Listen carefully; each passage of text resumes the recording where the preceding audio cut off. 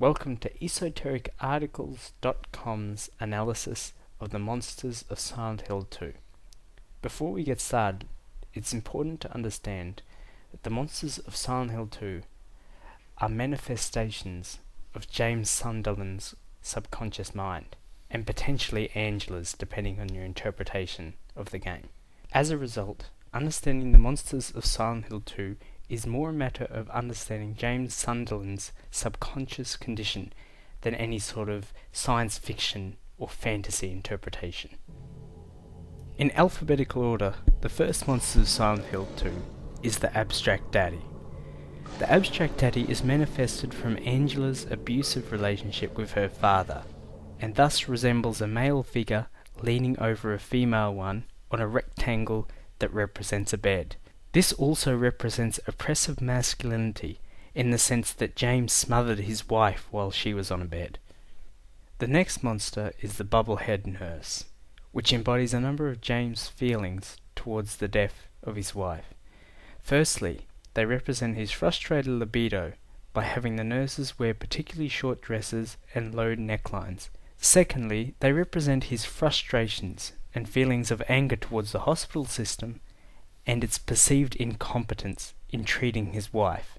As a result of this, the nurse is facing the wrong direction and also has a bubble head, which is generally a term used to describe someone who is stupid. The next monster is the Creeper. The Creeper is interesting in that it has a counterpart in the first Silent Hill game, but that counterpart looks quite different.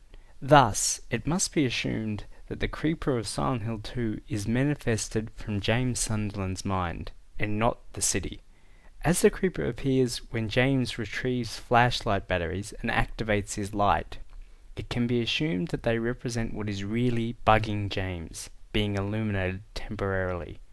Thus, when James runs away and leaves the room, he is actually running from the truth that scares him. The next monster is Eddie. At first, it is made out that Eddie and James are similar, but in reality, they are quite different in that Eddie has been the victim of oppressive masculinity, whereas James has been the one responsible for it in killing his wife. As a result, Pyramid Head's weapon, the Great Knife, is particularly effective against Eddie when wielded by James. The Flesh Lips is another representation of Mary, with its frame basically representing her deathbed. It has a pair of lips at its base that is positioned between its legs, which is a clear feminine symbolism. The reason the image is so distorted is because James refuses to see the truth clearly. Interestingly, it is located in the hospital where Mary would have been when she was ill. The next monster is the Lying Figure. The Lying Figure is a primary feminine form and also the first monster James comes across in Silent Hill. It represents the anguish and suffering of his wife Mary during her final days, as well as his own during the period of the game.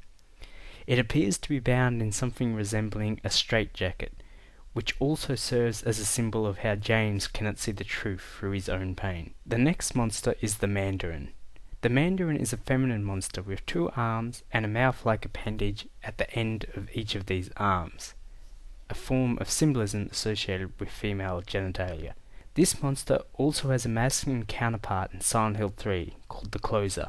It does not stand above ground for a number of reasons. Firstly, the female body is associated with caves and holes beneath the ground. Secondly, anything beneath ground is generally associated with something hidden in the subconscious. Thus, they represent the suppressed memory of James having murdered Mary. The Mannequin represents James Sunderland's innate urges towards women and feminine figures, as well as his wife Mary. The Mannequin first appears when James takes a flashlight from a mannequin wearing his wife's dress. After he does this, another mannequin in the background suddenly springs to life. They are attacked by Pyramid Head to remind James of his true oppressive nature in regards to his wife. The end boss of Silent Hill 2 is Mary, as she represents the true issue that James came to Silent Hill to resolve. As a result, she rests on the frame of what would have been her deathbed. It is also of note that she is upside down, which represents the false perception that James had of her and her fate. In order to come to a psychological catharsis, James must kill the monstrous version of Mary in order to play out what he actually did. Interestingly, facing Mary can be seen as facing the anima. Pyramid Head is perhaps the most complex monster in Silent Hill. It is comprised of a number of different images, all of which represent the concept of oppressive masculinity and subsequently James Sunderland's shadow archetype. The shadow archetype is the negative and repressed aspect of every human being, of which James' shadow archetype is Pyramid Head. In order to represent James' shadow, Pyramid Head draws on a number of concepts and imagery. The first concept that the visage of Pyramid Head draws upon is that of an executioner. Executioners are almost always male and are generally associated with laws designed by males. Thus they represent oppressive masculinity. Pyramid Head behaves much like an executioner, serving to punish those around it, including James. It also looks like an executioner, with its helm much akin to what executioners would wear in the town square. To add further to this, the executioner visage of Pyramid Head represents how James executed his wife. The second manner in which Pyramid Head represents oppressive masculinity and James' shadow is by having a range of phallic imagery associated with it. Pyramid Head's body itself is phallic, with the pyramid area coinciding with the glands of male anatomy. Furthermore, Pyramid Head also uses a large sword-like weapon called the Great Knife, with swords being a popular phallic symbol. He also wields spears, very clearly phallic weaponry. When James comes closer to integrating his shadow archetype, he begins to wield Pyramid Head's sword. Those who have experienced oppressive masculinity and are thus vulnerable to it are also vulnerable to this weapon. For instance, Eddie's weakness is Pyramid Head's blade. Towards the end of Silent Hill 2, there are two Pyramid Heads. The reason for this is that each one represents a different murder.